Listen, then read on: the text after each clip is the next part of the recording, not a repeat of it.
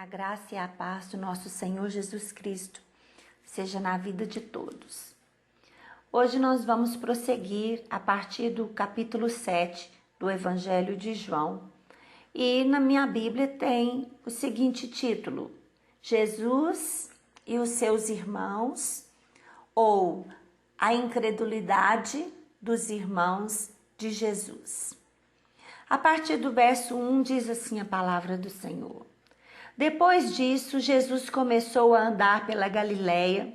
Ele não queria andar pela Judéia, pois os líderes judeus dali estavam querendo matá-lo.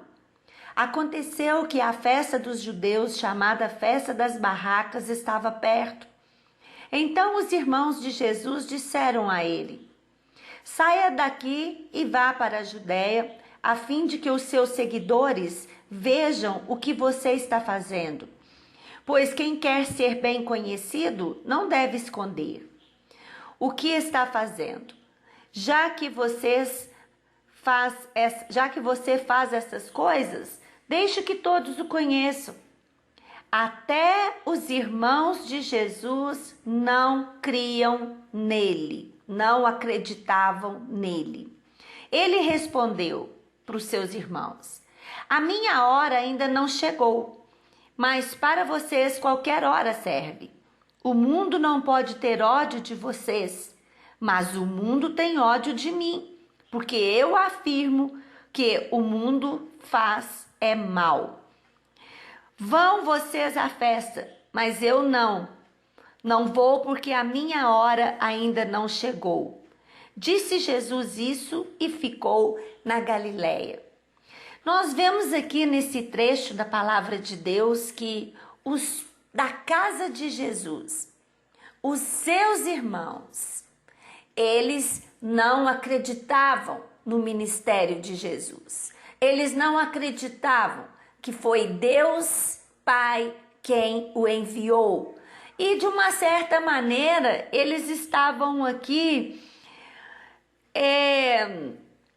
empurrando Jesus, dizendo a Jesus que se ele era mesmo filho de Deus, se era mesmo aqueles milagres de verdade, que ele deveria era se mostrar às pessoas. E então ele deveria ir à festa. Eles não estavam compreendendo o tempo de Deus e muito menos quem era Jesus. Mas Jesus, na sua sabedoria, diz a eles: olha, o mundo não odeia vocês, mas o mundo me odeia, porque eu estou fazendo a vontade de Deus. E é assim para aqueles que querem fazer a vontade de Deus. São perseguidos, injustiçados, porque querem fazer a vontade de Deus. Mas se com o próprio Jesus, isso acontecia, quanto mais para mim, quanto mais para você, aquele que quer fazer a vontade de Deus. Alegrem-se por ser perseguidos por causa do nome do Senhor. E a partir do 10, depois que os seus irmãos foram à festa, Jesus também foi, mas fez isso em segredo e não publicamente. Os líderes judeus o procuravam na festa e perguntavam: onde é que está aquele homem? Na multidão havia muita gente comentando sobre ele. Alguns diziam: ele é bom. Ele não é. Ele engana o povo. Afirmavam outros. Mas ninguém falava abertamente sobre ele, porque todos tinham medo dos líderes judeus. Mas quando a festa já estava no meio, Jesus foi ao templo e começou a ensinar. Os líderes judeus ficaram muito admirados e diziam: como é que ele sabe tanto sem ter estudado? Jesus disse: o que eu ensino não vem de mim, mas vem de Deus que me enviou. Quem quiser fazer a vontade de Deus saberá se o meu ensino vem de Deus. ou se falo em meu próprio nome. Quem fala em seu próprio nome está procurando ser elogiado. Mas quem quer conseguir louvores para aquele que o enviou, esse é honesto, e não há nele falsidade. Foi Moisés quem deu a lei a vocês, não foi? No entanto, nenhum de vocês obedecem à lei. Por que é que vocês estão querendo me matar? A multidão respondeu: você está dominado por um demônio? Quem é que está querendo matá-lo? Então Jesus disse: eu fiz um milagre e todos vocês estão admirados. Por causa disso, vocês circundam um menino até no sábado, porque Moisés mandou fazer. Mas a verdade é que a circuncisão não começou com Moisés, mas com os patriarcas. Para deixarem de cumprir a lei de Moisés, vocês circuncidam um menino mesmo no sábado. Então, por que é que ficam com raiva de mim quando eu curo completamente uma pessoa no sábado? Parem de julgar pelas aparências e julguem com justiça. Jesus aqui, ele continua num dilema, que é enfrentar a religiosidade, que é enfrentar líderes judeus que tinham uma aparência de santo, mas que por dentro eram sepulcros caiados. E eles ali, não aceitando as verdades que Jesus trazia, e que no entanto Jesus diz: olha, eu não venho por minha própria vontade, eu venho porque o Pai me enviou, e eu não ensino palavras de homens, porque eles disseram que Jesus não tinha sido estudado. Como que ele pregava com tanta autoridade? Jesus diz: eu prego aquilo que o Pai me ensinou. Então Jesus sempre tinha uma palavra de sabedoria para apresentar aqueles líderes judeus tão cegos, tão sem conhecimentos. Jesus pregava a verdade. Jesus é enviado pelo Pai. E o que ele se ensinava veio direto do Pai. E ele fala mais no final desse texto que eles mesmos desobedeciam à lei de Moisés, porque eles circuncidavam crianças no sábado. E a lei dizia que não podia circuncidar no sábado, não podia fazer nada no sábado. Mas nisso eles faziam. E Jesus diz: mas se eu estou fazendo bem, se eu estou curando as pessoas, vocês me julgam? E ele diz no final, no verso 24: parem de julgar pelas aparências e julguem com justiça. Jesus estava falando para aqueles religiosos: deixa a hipocrisia. Deixa a religiosidade, julguem com justiça, não olhe a aparência, julguem com justiça. E continuando aqui, Jesus é o Messias. E nós vemos aqui no verso 28, quando estava ensinando no pátio do templo, disse Jesus bem alto, será que vocês me conhecem mesmo? E sabem de onde eu sou? Eu não vim por minha própria conta. Aquele que me enviou é verdadeiro, porém vocês não o conhecem. Mas eu o conheço, porque venho dele e fui mandado por ele. Então quiseram prender Jesus, mas ninguém fez isso, porque a hora ainda não tinha chegado. Porém, muitas pessoas estavam na multidão, creram nele, nos seus ensinamentos. Quando o Messias vier, eles disseram, a multidão disse: quando o Messias vier, será que vai fazer milagres maiores ainda do que este tem feito? Então Jesus levanta a voz e fala que ele é o Filho de Deus, que ele é enviado por Deus. E aí os religiosos ficam com mais raiva ainda e tentavam prender Jesus. Mas isso não aconteceu, porque ainda não era chegado a hora. Isso traz um ensinamento para nós. Deus tem o tempo dele. E se Deus não der o seu aval, nada vai acontecer. Nem as armadilhas que Satanás armam para a nossa vida, nem as bênçãos que o Senhor tem para as nossas vidas. Tudo tem o seu tempo determinado para o nosso próprio bem. Deus é que coloca ponto final.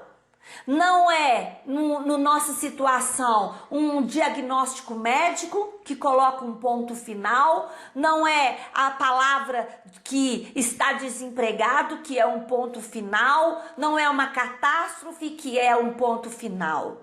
Deus é que define o ponto para a nossa vida. Deus é que tem o tempo determinado para a nossa vida. E Deus tinha o tempo determinado para a missão de Jesus aqui na terra. E eles não conseguiram prender Jesus enquanto Jesus mesmo não se entregou. E depois, a partir do 32, os fariseus ouviram a multidão comentando essas coisas sobre Jesus. E por isso ele e os chefes dos sacerdotes mandaram guardas para o prenderem. Jesus disse: eu vou ficar com vocês só mais um pouco, e depois irei para aquele que me enviou. Vocês vão me procurar e não vão me achar, pois não podem ir para onde eu vou. Então os líderes judeus começaram a comentar: para onde será que ele vai, que não podemos achá-lo? Será que ele vai morar com os judeus no estrangeiro? Será que vai ensinar os não-judeus? O que será que ele quer dizer quando afirmou: vocês vão me procurar e não vão me achar, pois não podem vir onde eu vou? Jesus aqui falava de algo espiritual. E é claro, as pessoas cegas não conseguem compreender. Jesus disse: olha, daqui a pouco vocês vão me procurar e não vão me achar mais. Jesus já estava falando que ele iria morrer, que ele iria ressuscitar e que ele iria voltar para o Pai e estar à destra de Deus. E que ali, é claro, ninguém poderia encontrar Jesus, né? Essa é a palavra do Senhor para as nossas vidas. E ele continua aqui no verso 37, dizendo assim: o último dia da festa era o mais importante naquele dia. Jesus se pôs de pé e disse bem alto: se alguém tem sede, venha a mim e beba. Como diz as escrituras sagradas, rios de água viva vão jorrar do coração de quem crê em mim. Jesus estava falando a respeito do Espírito Santo que eles criam nele iriam receber. Essas pessoas não tinham recebido o Espírito, que Jesus ainda não havia voltado para a presença gloriosa de Deus. Veja bem, aqui Jesus diz assim: se você tem sede, venha a mim e beba, e rios de água viva fluirão da sua vida. Lembrando que Jesus, no capítulo 4, que ele diz que ele é a água viva, ali ele estava falando do novo nascimento. Jesus falava ali de uma água viva que seria para a vida, para o novo nascimento, para que eu tivesse vida eterna. São duas coisas diferentes aqui. Uma é eu ter vida eterna e outra é eu ser cheia do Espírito Santo para abençoar a vida de outras pessoas. Rios de água viva fluirão de dentro de nós e esses rios vão correr pelos nossos familiares, vão correr pela vida de outras pessoas. Aqui ele dizia do batismo no Espírito Santo, de quando o Espírito Santo desceria ali no Pentecostes e encheria a vida das pessoas. Então são duas coisas muito importantes que nós aprendemos aqui neste capítulo, que Primeiro eu bebo da água viva e eu sou salvo, eu vou passar a eternidade no céu. Depois eu continuo a buscar. E agora eu vou buscar pela água viva que vai jorrar na minha vida. Para a vida de outras pessoas, eu vou buscar o Espírito Santo de Deus. Eu vou conhecer o Espírito Santo de Deus. Ele vai encher a minha vida. E isso vai jorrar na minha vida, para a vida de outras pessoas. Vemos então que o povo se divide em suas opiniões. Será que ele é o Messias? Será que esses milagres são verdadeiros? E outros dizem, não, ele é o Messias. Não tem como vir ninguém mais que vai fazer milagres tão grandiosos como este. Mas os líderes judeus não creram nele. Nunca ninguém falou como ele. Os líderes judeus, aqueles que questionam, aqueles que procuram colocar obstáculo na verdade que vem da palavra de Deus, esses não acreditavam em Jesus. Mas a pergunta para nós é: eu acredito em Jesus? Eu tenho sede dessa água que Jesus oferece? Fica essa palavra do Senhor para as nossas vidas. Tenha o Espírito Santo para jorrar para a vida de outras pessoas. Em nome de Jesus. A graça e a paz do nosso Senhor Jesus Cristo seja na